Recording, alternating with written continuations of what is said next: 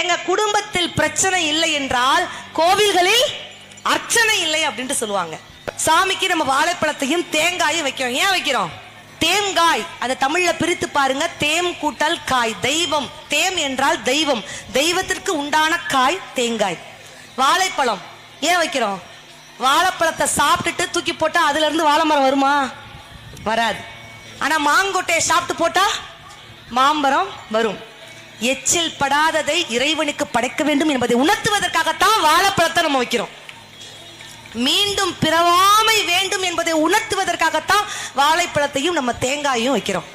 4 பேர் மெச்ச வாழணும் அப்படின்னு சொன்னாங்களா இல்லையா? எல்லாரும் பெரியவங்க அந்த காலத்துல இருந்து நீங்க எல்லாம் சொல்லியிருப்பாங்க, டேய் நல்லா படிக்கணும்டா, 4 பேர் மெச்ச வாழணும். அந்த 4 பேர் யாரு? மாதா, பிதா, குரு, தெய்வம். 4 பேர் மெச்ச வாழணும் என்று சொல்லி கொடுக்கக்கூடிய தலைமுறை இன்னைக்கு நம்ம இருக்கிறோமா இல்லையா?